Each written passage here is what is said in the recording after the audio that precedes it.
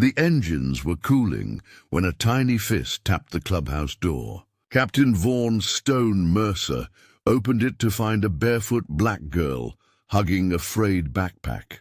Her whisper cut through the oil-scented dark. "Please hide me from my uncle. Mama's gone. I brought proof." The toughest men in town went silent. "Before we start the story, tell us, where in the world are you watching this from? And if you enjoy our stories, please consider subscribing to our channel. It'll help us reach our goal of 1,000 subscribers and keep sharing more inspiring content with you." Brindle Point was the kind of coastal mill town where fog moved like memory, and everyone knew the sound of the hellsangels long before the bikes appeared. Their brick clubhouse sat near the shipyards, red paint peeling, flags snapping above rows of chrome. Inside, Vaughan Stone Mercer, broad-shouldered, salt at the temples, counted cash from a charity run, while Monk, Arrow, and Bishop bickered over a carburetor. The knock came soft, too soft for midnight. Stone wiped grease from his hands and opened the door. On the stoop stood a little black girl, maybe 7, shoes missing, braids coming undone. She hugged a faded purple backpack like a life jacket. "I'm Zora," she whispered. "My uncle's looking for me." Her eyes shifted to the street. No headlights yet, only the hiss of wind off the harbor. Stone crouched so his leather didn't loom. "You're safe here," he said. "What's in the bag, kiddo?" Zora swallowed. "Things my mama said the police would need. If anything bad ever happened." Stone guided Zora inside, shrugging off his cut to drape across her shoulders. Warmth hit her cheeks. The smell of coffee and gasoline steadied the room. She flinched at the sight of vests and patches, but Bishop slid a cocoa across the bar without a word. "Where's your mom?" Stone asked softly. Zora's throat trembled. "In heaven," she said. "My Uncle Curtis Blaine said so." The name dropped like a wrench. Arrow glanced at Stone, jaw tightening. Curtis ran collections along the docks, small-time muscle, with friends who liked big trouble. "How'd you find us?" Stone asked. Zora pulled the backpack close. "Mama said, if I ever got scared, find the men the town's afraid of, 'cause real scary protects." Tears climbed her eyes, but she didn't let them fall. Monk squatted, palms open. "Anyone follow you?" She shook her head, then unzipped the bag. A prepaid phone, a spiral notebook, a thumb drive taped inside a snack box, and, wrapped in dish towel, something heavy that made every angel lean in. Stone unfolded the towel. A stainless pistol slid into his palm. Safetied, magazine half full, the grip smeared with dried maroon. Monk's breath hitched. "Bishop killed the music," Zora whispered. "I took it after he hurt Mama." She said, "If anything happens, bring evidence. Don't be scared of truth." Stone set the gun down, knuckles white, then pocketed the magazine. Arrow snapped photos of the backpack's contents on his burner. "Kid," Bishop asked, voice gentle, "what's on the drive?" Zora fished out the taped stick. Videos, money lists. He used Mama's car wash as hiding place. She recorded him counting. The room shifted, motor oil, leather, and sudden purpose. Outside, a far-off muffler barked. Stone's face went still. "Curtis will come," he said. "He won't expect we're between him and you." He handed the drive to Arrow. "Mirror it offline." To Zora, "You stay behind the bar. Nobody touches you." She nodded hard, braids trembling. The clubhouse felt like a church, with engines for organs, prayers written in steel. Sirens weren't coming. Not yet. In Brindle Point, calls traveled slower than rumors, and Curtis knew which doors to tap first. Stone split the crew. Diesel, lights out in the lot. Monk, roll the bay door 3 feet, ambush height. Bishop, kit blankets. Arrow, copy the drive, then stash the original. He knelt to Zora's eye level. "If anyone yells your name, you do not move unless it's me." "What's your full name, little one?" "Zora Tate," she whispered. "Mama was Raina." Stone's jaw flexed. "We'll say her name right." Headlights swept the far end of the street, stuttering across wet pavement, turning the harbour fog into a glowing wall. Monk clicked the bay lamps off. The room sank into a soft dusk, red exit sign the only glow. Stone slid the pistol into an evidence bag, tucking it behind the coffee urn. "No cowboy moves," he told the men. "We show up, not show off." Engines, 3, maybe 4, rolled slow, then idled outside like wolves testing a fence. Curtis Blaine stepped from a black SUV, rain ticking his jacket. 2 men climbed out of a second car, silhouettes hard and practiced. Curtis cupped his hands and called, "Stone! We're just here for family. Hand over the kid." Inside, Zora shrank behind the bar, tiny fingers twisting the strap of her backpack. Stone walked to the threshold, shoulders filling the doorway. "She's not a package," he said. "And you don't get to call what you do family." Curtis laughed without humor. "You angels forgot what you are." Stone didn't blink. "We remember exactly." The 2 silhouettes fanned. Arrow muttered from the back, "Drives cloned." Bishop set a thermos by Zora. "Sip," he whispered. Outside, Curtis's voice dropped colder. "The USB holds numbers that don't belong to you. That bag holds a gun that sure doesn't. Don't make this messy." Stone stepped forward, 1 boot print. Messy was laying hands on Raina Tate. The rain paused like it was listening. Somewhere in the dark, Diesel thumbed his radio twice. The trap was set. Curtis's men moved first, 1 circling toward the alley, another stepping past the SUV's headlights. Stone's voice never lifted. "Bishop, keep her down." The angels fanned out, steel in silence. Monk leaned against his Harley like he was just guarding chrome, but his hand hovered near the chain on his belt. The night air smelled of salt and old rain. Curtis smirked, his gold tooth flashing under the lamplight. "Didn't come for trouble, Mercer. Just want what's ours." Stone's boots echoed on the wet concrete as he came forward. "Then you'll leave empty-handed." The shorter thug reached for his gun. The motion was clumsy, telegraphed.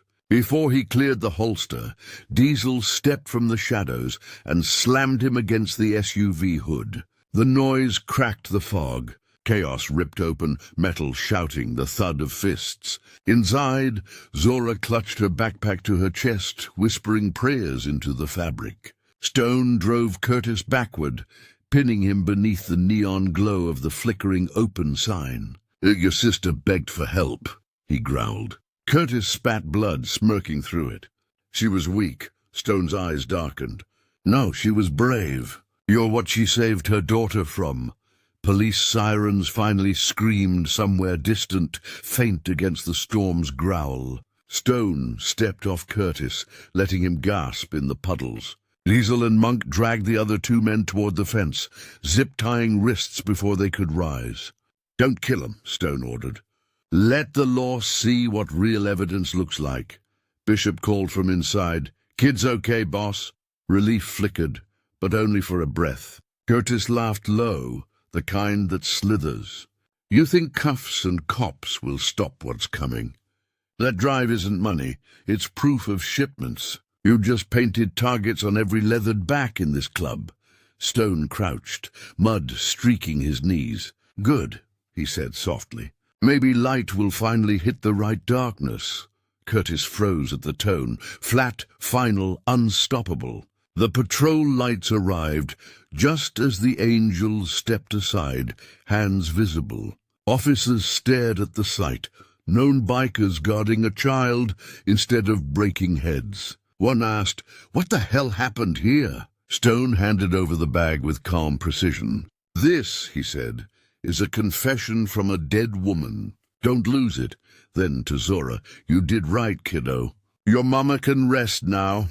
Hours later, the clubhouse hummed with exhaustion. The cruisers had left, taking Curtis and his men away in cuffs, the evidence sealed, the drive copied 3 times. Rain returned, tapping the tin roof like fingers, drumming for peace. Zora sat wrapped in Stone's leather jacket, dwarfed by it. Her cocoa had gone cold, untouched. "You going to jail too?" she asked suddenly. Stone chuckled softly. "Not tonight." She stared at the floor. "I didn't mean to bring bad things." He crouched beside her, voice low. "You brought truth, Zora. Sometimes truth comes wearing bruises." Across the room, Bishop cleaned blood off his knuckles while Arrow updated contacts in a burner phone. The men looked tired, but proud. Monk placed a small stuffed bear, patched with duct tape, beside her cup. "Had this since my boy was little," he said. "He'd want you to have it." Zora hugged it without words. In that simple act, something shifted in every hardened chest. For the first time in years, the angels weren't fighting for pride or power. They were fighting for someone's tomorrow. By morning, news crews swarmed Brindle Point. "Hell's Angels save local girl from trafficking ring," one headline read, though none of them knew the full truth. Stone stayed inside, refusing interviews. Zora sat on the bar, swinging her feet, watching the flashing lights fade. "Are they gonna lock my uncle forever?" she asked. Stone handed her toast with peanut butter. "Long enough for you to grow up safe." The men grinned when she wrinkled her nose. "That's forever, then?" Bishop's laugh broke the tension. Outside, Arrow replaced the shattered door with fresh wood, while Diesel welded a new lockplate. "She turned this dump into a church overnight," he muttered. Monk nodded. "Maybe that's what mercy looks like: grease, noise, and second chances." Stone looked around at his brothers, tattoos, scars, weary eyes, and realized the same thing. Zora wasn't just a rescued child. She was a reminder that even men built for war could become guardians of peace. When the girl finally dozed off mid-sentence, Stone draped the angel's flag over her shoulders like a blanket. "Sleep, little warrior," he whispered. "We've got the watch." 2 weeks later, Brindle Point felt different. The harbor lights seemed softer, the fog less cruel. Zora had become a fixture in the clubhouse, drawing chalk hearts on the concrete, renaming every bike with stickers: Thunder, Rosie, Guardian. Each man pretended to protest, but left the names untouched. Social worker Lydia Wren visited unannounced, clipboard ready, expecting chaos. Instead, she found bedtime charts on the wall, a fridge stocked with juice boxes, and 12 bikers arguing about which Disney movie was least boring. "You've turned this place into a daycare," she muttered. Stone just smiled. "Nah, ma'am. Just keeping a promise." Lydia's eyes softened as she met Zora's smile. "She's safe here," she admitted quietly. That night, when the lights dimmed and the last bike cooled, Stone stood outside watching the ocean mist roll in. He thought of Raina Tate, how she'd left proof not for revenge, but for protection. Somewhere beyond the horizon, another storm brewed. But he wasn't afraid. Some fights were worth the scars, and sometimes the smallest knock on a door could change the course of every broken soul inside. Word of what happened at the Angels' clubhouse spread faster than the tide. Reporters camped outside the gates, calling Stone a vigilante, a savior, and an outlaw in the same breath. The police chief, bound by headlines, promised a full investigation. Inside, Zora built block towers on the bar, while the brothers fixed exhausts to keep busy. When the phone rang that evening, Stone's gut tightened. It was Agent Marin, federal voice flat as gravel. "Curtis is cutting deals.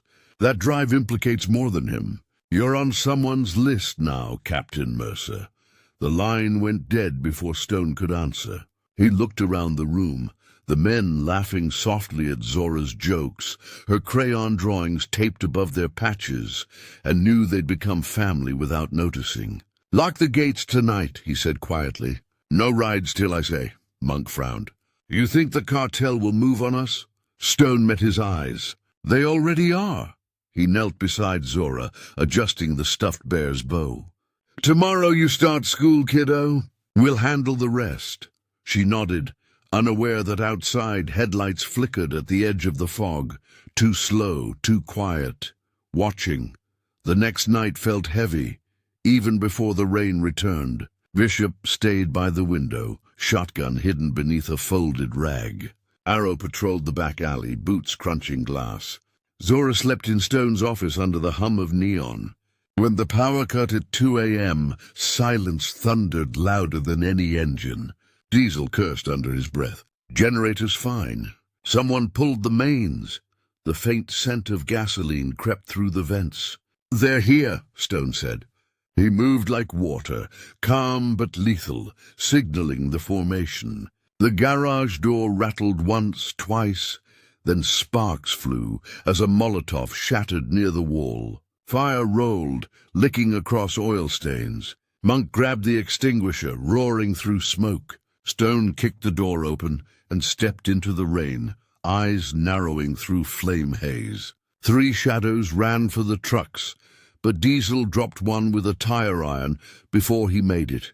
Police sirens wailed faintly in the distance, but Stone wasn't waiting. He tackled another, slammed him into the mud, helmet denting with the hit. "Who sent you?" he barked. The man's answer chilled him. Blaine's cousin. Said to finish what he started.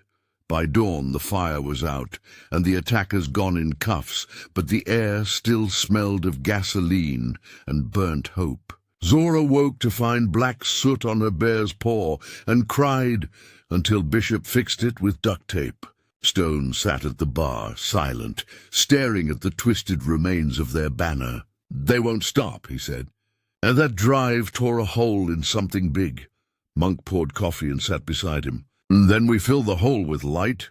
Stone managed a smile. "You been reading fortune cookies again?" "Nah," Monk said. "Just learning from the kid." They laughed quietly, exhaustion coating every sound. Later that morning, Agent Marin returned, suit damp from fog. "Feds want Zora in custody protection," he announced. Stone's jaw tightened. "Not happening," Marin sighed. "She's evidence now, Mercer. The state will decide where she sleeps."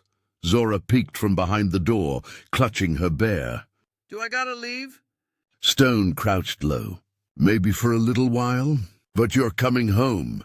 His voice was calm, though inside he felt the ache of men who lose children not by death, but by paperwork. Court day came fast. The county courthouse smelled of rain-soaked wood and cheap coffee. Reporters buzzed outside like flies. Zora sat beside social worker Lydia Wren, her tiny hand gripping Stone's gloved one. The judge, a woman with grey curls and steel eyes, read the case file. "Mr. Mercer, your organization's record is extensive. Weapons charges, assault, racketeering." Stone nodded once. "All true, Your Honor, but not the whole story." Lydia stepped forward. "The angels have kept Zora safe, enrolled her in school, and cooperated with every investigation. They rebuilt her sense of trust." The judge leaned forward. "And if the men she exposed come for her again—" Stone met her gaze steadily. "Then they'll have to go through every one of us." A murmur rippled through the courtroom. Zora tugged at the judge's sleeve. "Your Honor, they're not scary like people say. They fix bikes and pancakes. And they don't yell when I draw on helmets." The room softened. The judge smiled faintly. "That's quite the testimony, young lady." Papers rustled. Then the gavel came down, temporary guardianship to Mercer until federal trial completion. Cheers erupted behind her like thunder. Freedom felt fragile that night. The brothers celebrated quietly, no burnouts, no whiskey, just grilled cheese, laughter, and Zora dancing barefoot on the bar while her bear supervised. Bishop hung a new sign above the door, Little Warrior Garage. Stone leaned on his Harley, watching rain shimmer under the streetlight. Lydia Wren stepped beside him. "You know this isn't over," she said. "Those men will try again." Stone nodded. "They always do. But she's not alone now." Lydia studied him for a moment. "You're not what I expected, Captain Mercer." He smiled tiredly. "Neither are we. Inside, Zora was teaching Monk how to braid hair, both laughing too loud for midnight. The warmth that spread through that clubhouse wasn't from engines or adrenaline. It was from something rarer, redemption that smelled like motor oil and cocoa. Stone looked toward the horizon where fog met sea. For the first time in years, he didn't feel haunted by his past. He felt anchored by it. And in that quiet moment, the toughest man in Brindle Point whispered to the wind, "Rest easy, Raina. She's safe now." 3 weeks later, dawn painted Brindle Point in soft gold. The scars on the clubhouse walls remained, black streaks whispering stories of fire and defiance. The brothers had replaced the shattered windows, but kept one cracked pane above the bar. Stone said it, "Let the truth breathe." Zora, now wearing a tiny denim vest stitched with angel wings, practiced tracing letters on the countertop. "Raina," she whispered. Stone nodded. "That's your mama's name. Never forget it." Outside, the crew prepped their Harleys for a memorial ride, not of mourning but of promise. Each bike carried a white ribbon fluttering like ghost smoke. Lydia Wren watched from the curb, her paperwork held loose. "You can't parade with a child on a witness list," she warned. Stone smiled. "It's not a parade. It's her mother's ride home." Engines thundered alive, a symphony of grief and pride. Zora climbed onto Stone's bike, tiny helmet glinting pink under the sun. As they rolled through town, people lined the streets, not out of fear but gratitude. The bikers who once terrified Brindle Point now carried its heartbeat on 2 wheels. The convoy wound toward the bluffs where the sea met cliffs sharp as memory. Wind tore through patches and hair, but no one spoke. The roar of engines was enough. Stone parked first, helping Zora down. She clutched her mother's photo in one hand, her bear in the other.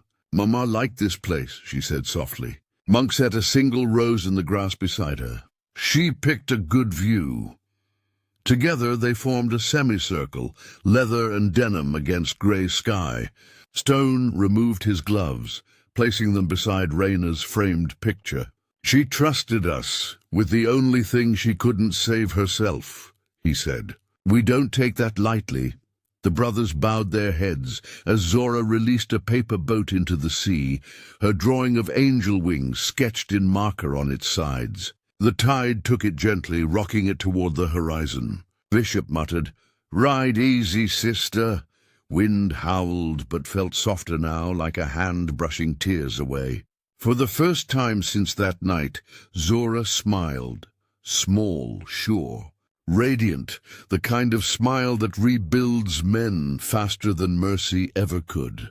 That evening, the town's diner filled with an odd mix. Bikers, locals, even 2 deputies off duty. Zora sat between Stone and Lydia, a chocolate milk moustache decorating her grin. The waitress, nervous at first, brought extra pie without being asked. "On the house," she said.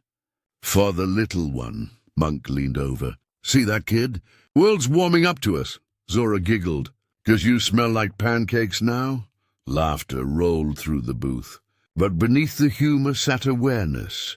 The war wasn't over, only paused. News crackled on the TV above the counter. Cartel arrests across 3 states, all linked to evidence from an anonymous biker source. The room went still for a beat. Lydia glanced at Stone. "Anonymous?" He shrugged. "Ghosts don't need credit." Outside, their bikes gleamed under the diner's neon like sentinels. For once, no one crossed the street to avoid them. As they left, Zora handed the waitress a napkin drawing. 12 bikes circling a little girl with angel wings. "Keep it," she said. "It's protection." The waitress framed it by the register the next day. Nobody ever vandalized that diner again. Months passed. Spring pushed through the winter grime, and the Little Warrior garage grew busier than ever. Veterans brought bikes for tune-ups just to talk. Single moms dropped by knowing the angels would walk them to their cars. Zora started first grade and insisted every morning that Stone braid her hair like Uncle Monk taught me.